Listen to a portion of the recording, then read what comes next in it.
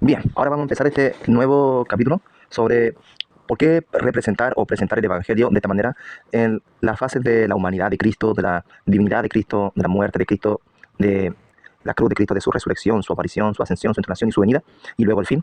¿Por qué? Fue un asunto completamente bíblico, no es una ocurrencia humana, sino es más bien el sentir de la Escritura, como también acá en Lucas 24, verso 25, el Señor caminando con los discípulos de Maús, ellos, dice así, he aquí dos de ellos iban el mismo día a una aldea llamada Maús, que estaba a 70 estadios de Jerusalén, e iban hablando entre sí de todas aquellas cosas que había acontecido. Para ellos eran cosas, sucesos, hubo cosas sinópticas. No sé si usted ha escuchado esa palabra, como se le llama esto, los evangelios sinópticos. Para que usted sepa ese concepto, así mismo es, hablando entre sí de todas aquellas cosas que habían acontecido. Sucedió que mientras hablaban y discutían entre sí, Jesús mismo se acercó y caminaba con ellos. Mas los ojos de ellos estaban velados para que no le conociesen, y les dijo, importante, ¿qué pláticas son estas que tenéis entre vosotros mientras camináis y por qué estáis tristes? O es lo mismo que nosotros nos dijeron, bueno, ¿y qué dicen los evangelios sinópticos? El mismo Jesús nos dijo. Y nosotros empezamos a decir, sí, acá dice esto, aquí dice esto otro, aquí dice aquí, aquí dice. Respondiendo uno de ellos, que se llamaba Cleofas, le dijo, ¿eres tú el único forastero en Jerusalén que no ha sabido las cosas que en ellas han acontecido en estos días? Entonces le dijo, ¿qué cosas? Y ellos le dijeron, las cosas. Por decir así, los evangelios sinópticos. Como por decir así, vamos a hablar lo que dice el evangelio de Jesús Nazareno, que fue varón profeta, poderoso en obra, en palabra delante de Dios y de todo el pueblo, y cómo le entregaron los príncipes, sacerdotes y nuestros gobernantes a sentencia de muerte y le crucificaron. Pero nosotros esperábamos que Él era el que había de redimir a Israel. ¿Se da cuenta de eso? Pero nosotros esperábamos que Él era el que había de redimir a Israel. Y ahora, además de todo esto, hoy es ya el tercer día que esto ha acontecido. Aunque también nos han asombrado unas mujeres de entre nosotros, las que antes del día fueron al sepulcro. Y como no hallaron su cuerpo, vinieron, diciendo que también habían visto visión de ángeles, quienes dijeron que él vive. Y fueron algunos de los nuestros al sepulcro, y hallaron así como las mujeres habían dicho, pero a él no le vieron. Entonces, ellos habían visto los sucesos, las cosas que habían sucedido de Jesús, y ellos habían visto más que nosotros hoy en día. Y ellos habían no solamente leído el Evangelio, sino que ellos vivieron eso. Pero, ¿qué pasaba? Aún, aún sucedía algo. Y es la reprensión que hace el Señor Jesús en sus corazones. Y es la misma reprensión que nos hace a nosotros en nuestros corazones. Porque nosotros, no es que lo hayamos visto, pero nosotros tenemos la escritura. Bueno, dice así. Entonces él les dijo, y creo que también es la misma reprensión que hace el Espíritu Santo a nuestro propio corazón. No es que él nos convence de pecado. Y dice así. Entonces él les dijo, oh insensatos y tardos de corazón, para creer todo lo que los profetas han dicho.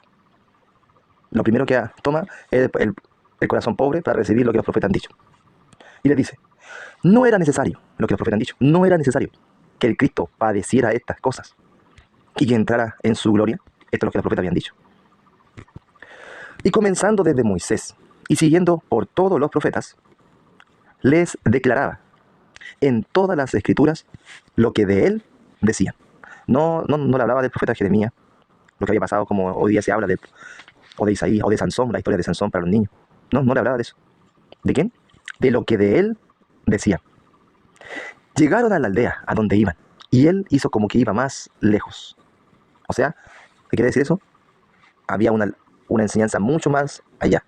Pero ellos llegaron a la aldea, a donde iban. Tomen en cuenta eso. Ese camino de ellos está ahí, pero él iba más allá, más de enseñanza. Pero ellos llegaron hasta ahí.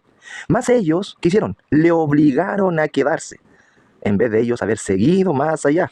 Más ellos le obligaron a quedarse, diciendo, quédate con nosotros, porque se hace tarde y el día ya ha declinado.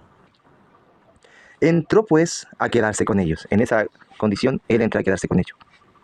Y aconteció que estando sentado con ellos a la mesa, tomó el pan. Tomó el pan, símbolo de qué también? De la enseñanza. ¿De la enseñanza de qué? ¿De una doctrina solamente? ¿O de un dogma? ¿O de lo que los profetas han dicho de la historia de Sansón? De él. Su pan, él es el pan de vida, lo que es de él, la presentación de él. Tomó de lo que decían del Cristo, tomó el pan y lo bendijo, lo partió y les dio. Entonces le fueron abiertos los ojos. Entonces habían caminado todo el día con los ojos cerrados. ¿Cuáles ojos? La comprensión, el entendimiento, la luz de la contemplación. Y perdón, y le reconocieron, le reconocieron, mas él se desapareció de su vista. Entonces vemos que hay un cambio de visión, que fueron abiertos los ojos, comprendieron, pero él se desapareció de su vista. Y aquí viene, y se decían el uno al otro, como diciendo, los dejó en este diálogo, ¿cierto? No ardía nuestro corazón en nosotros. El corazón no quiere decir el músculo, ¿cierto? Ni el del sistema sanguíneo. El corazón quiere decir todo lo que radica, alma, cuerpo, alma, espíritu, todo. No ardía nuestro corazón en nosotros. ¿Qué es esa forma de arder? ¿Que un fuego? Sí, pero ¿de qué? Mientras nos hablaba. Esa lectura, esa enseñanza, para ellos era un fuego en el corazón. Mientras nos hablaba en el camino y cuando nos abría las escrituras, ¿se da cuenta? ¿Y ellos qué pasaba? Como estaban al principio, las cosas que habían sucedido. Y le empezaban a hablar de las cosas sinópticas, como nosotros también muchas veces tomamos el Evangelio sinópticamente. Mas él les abrió el entendimiento para que comprendiesen lo que de él decían. Y viene ese ardor, ese entendimiento, esa contemplación, ese reconocimiento. Y dice, no ardía nuestro corazón en nosotros mientras nos hablaba en el camino. Y cuando nos abría las escrituras, porque él es el que abre las escrituras. ¿Hablando cómo? La llave es él. Él, su persona. Su persona. No Sansón, no Elías, no Moisés, no cualquier otro. ¿Sigo quién? Los profetas hablan de mí, del Cristo. Ahí hay una representación del Cristo. Y levantándose en la misma hora, volvieron a Jerusalén y hallaron a los 11 reunidos y a los que estaban con ellos. ¿Qué decían? ¿Qué decían? Ha resucitado el Señor verdaderamente y ha aparecido a Simón. Entonces ellos fueron aquellos que también, como la mujer cuando dice que se acercaron y fueron algunos de los nuestros al sepulcro y hallaron así como las mujeres habían dicho, pero a él no le vieron, ¿se acuerdan? Y ahora viene la confirmación. Ha resucitado el Señor verdaderamente y ha aparecido a Simón. Ahora, ¿dónde apareció? Porque después llegó y se desapareció de su vista. ¿Dónde había aparecido? Primeramente, había aparecido en su entendimiento, había aparecido resucitadamente. Pero también, después se fue de sus ojos naturales. Pero ¿dónde estaba? No ardía nuestro corazón cuando nos abría las escrituras. Entonces, ¿dónde también había aparecido? En sus corazones que tenían un evangelio sinóptico. Y ahora, ¿dónde estaba apareciendo? En sus corazones resucitados. Y como ellos decían, este no era el que había de redimir a Israel, y ahora estaban aprendiendo todo. Esa redención la estaban recibiendo ellos. El Salvador del mundo. Entonces, ¿qué es lo que quiere decir esto? Una cosa es leer el evangelio sinóptico y otra cosa es esperar que el Señor abra los ojos y entendamos el evangelio del reino en nuestro corazón. No son sucesos, son enseñanzas vivas que a ellos vivieron. No es el estudio de cualquier profesor o cualquier cosa que se pueda dictar en un colegio para que las personas digan, ¿ya aprendieron o no aprendieron? Vamos a hacer una prueba mañana. No es eso. ¿De qué se trata? De vida, de un corazón que recibe al Cristo resucitado, aparece en el entendimiento por el Espíritu del Señor y está vivo. No ardía en nuestro corazón, no tiene vida. Cuando nos abría las Escrituras, el Cristo trae la vida a nuestro ser. Su obra, su cruz, su humanidad, su divinidad, es la obra de Cristo en nuestro ser. Nosotros no vivimos un estilo de vida. No es un estilo de vida, como el estilo de vida de tal cual. No, es vida. Nosotros estamos vivos. Imagínense cómo es que golpea tanto esa palabra a otra persona. Yo estoy vivo. Y la otra persona va a decir, ay, yo no estoy nada vivo. No, si usted no ha recibido a Cristo, entonces no está vivo. ¿En qué estoy? Usted sabe en qué está. Pero nosotros estamos vivos. ¿Por quién? Por el Espíritu de vida. Porque Él dijo, yo soy la vida. Y el que lo recibe, recibe la vida. Y la vida es unidad con el Padre, la vida eterna, la unidad con el Padre. Verdaderamente estamos vivos. Entonces nos damos cuenta que es mucho más allá. Ahora vamos a ver en el Nuevo Testamento, en el libro de Hebreos, y vamos a buscar el libro de Hebreos, acá está, capítulo 1, y dice así: Dios, habiendo hablado muchas veces y de muchas maneras en otro tiempo a los padres, por los profetas. ¿Cuáles padres? A todo lo que tiene que relacionado con los más antiguos, ¿cierto? De la primera generación, de la segunda generación, a todos los padres, ¿cierto? En otro tiempo a los padres, por los profetas, es importante, los profetas. En estos postreros días, ¿nos sigue hablando por los profetas? ¿Dice? No. ¿Qué dice? En estos postreros días nos ha hablado por el Hijo. Entonces ya el lenguaje ya no es por los profetas, sino que ahora es un lenguaje vivo. Nos ha hablado por el Hijo, a quien constituyó heredero de todo. ¿Qué significa heredero de todo? La vida misma. Eso es la herencia, a la vida eterna. Y por quien asimismo hizo el universo. Acá la palabra universo está más relacionada con el universo que nosotros entendemos. Porque hoy día le digo a cualquier persona del universo y me habla de la estrella. Me habla, no sé, del Mercurio, de allá. No. Esa palabra, el universo, quiere decir los tiempos, de todos los tiempos. ¿Y cuáles son los nuevos tiempos? Tiempo de resurrección. Por eso es que dice, a quien constituyó heredero de todo, de la vida misma, ¿Y por qué así mismo hizo el universo? Los tiempos de los tiempos. Él agregó, Él hizo tiempo ahora. Se le llama el tiempo, estamos en el tiempo de la salvación. También llamado como tiempo de la gracia. También llamado como el tiempo de la paciencia. Y también llamado en la vida misma, que ahora los muertos salen a vida. El cual siendo, considere esto. ¿Cómo habla el Señor? ¿Cómo habla? ¿Cuál es su lenguaje? Por medio del Hijo. ¿Y cómo es? Siendo el resplandor de su gloria.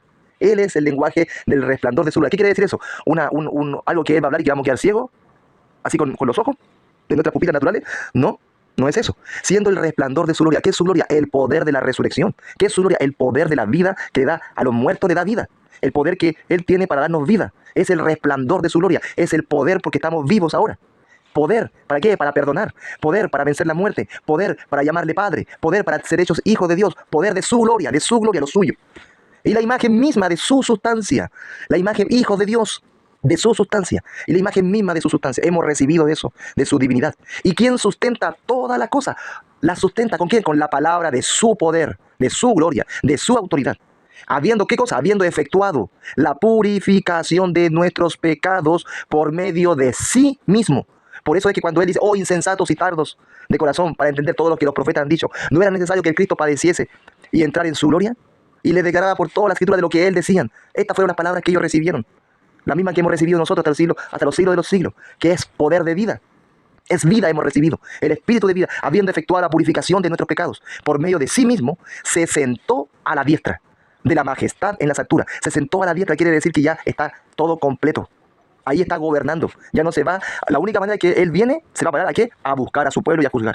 Eso es lo único que le falta. Pero ya que se sentó es porque gobierna. Está sentado a la diestra de la majestad en las alturas. ¿Para qué? Para que también nosotros vayamos y nos sentemos coherederos juntamente con Él, bendecido en los lugares celestiales, el Cristo entronado, hecho tanto superior a los ángeles, cuanto heredó más excelente nombre que ellos. Entonces aquí vemos el poder. ¿Se da cuenta que estamos vivos? ¿Se da cuenta la obra de Él hacia nosotros? Eso es el Cristo. No es un estilo de vida. No es que uno sea católico o evangélico. No es una religión. Es vida. Y esto es vida, es el evangelio del reino de Dios. Y por eso está representado. ¿Por qué? Porque es el lenguaje que el Señor ha usado. ¿Quién? Cristo. ¿Cuál? La humanidad de Cristo. ¿Para qué? Para que veamos cómo se representa Él con nosotros. Él no nos miró de una manera displicente. Él no dijo, esto es mundano. Él tuvo compasión del homosexual, del ladrón, del homicida, de todos nosotros, viendo con misericordia. Y Él también también muestra su divinidad. ¿Para qué? Para que nosotros seamos hechos hijos de Dios. ¿Y Él qué va a hacer? Su muerte.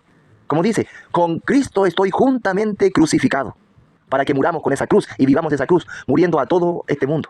Y ahora, la muerte. Y ya no vivo yo. Ya no viven los homosexuales. Ya no viven los ladrones. Ya no viven los codiciosos. Ya no viven las prostitutas. Mas ahora vive Cristo en mí. El poder de la resurrección. ¿Quién levantó a Cristo? El Padre de gloria. Y dice que la carta de Efesios que es el mismo poder que operó en Cristo, es el mismo poder que está operando en nosotros para darnos vida y salir de la muerte de esas cadenas que teníamos todos nosotros. Tal vez usted no era un homosexual, un ladrón, un homicida, pero dice que todos están bajo pecado. Y también dice así, y que Él apareció. ¿Y cuándo aparece? ¿Y cómo es que aparece? Por medio de los profetas, por medio de las Escrituras. Y el Cristo, ¿qué es lo que hace? Aparecen los frutos del Cristo. ¿Para qué? ¿Cuáles son los frutos de Cristo? Para que el cristiano ahora empiece a mirar con desplicencia a los que también estaban con Él. No, tal como Él, Padre, me envió, así yo también os envío. ¿Y cómo mira el corazón creyente? Con compasión, con misericordia. Y va enseñando. ¿La aparición de qué? De los frutos de Cristo, de las marcas del Cristo. Porque estamos hablando de un Cristo crucificado, muerto y sepultado. Y que apareció con las marcas del Cristo. Y ahí están todos estos homosexuales, ladrones, homicidas, mentirosos, codiciosos, han muerto. ¿Y qué es lo que ha pasado? Han aparecido con la marca de Cristo, muriendo a toda esa antigua vida y así viviendo una nueva vida. ¿Y cuál es esa nueva vida? La que los sustenta, la que los ha limpiado. Y ha aparecido la marca de Cristo en ellos, viviendo una vida de hijos de Dios por el poder del Padre. ¿Y esperando qué? ¿Ya? ¿Y viendo quién? Y viendo el trono de su gloria, su entronación.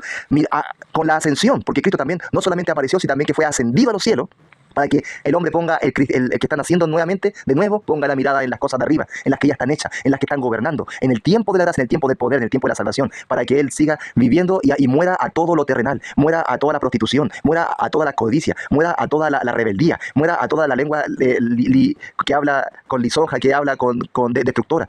¿Y para qué? Para que reciba un corazón nuevo, el poder del Padre. ¿Y para qué?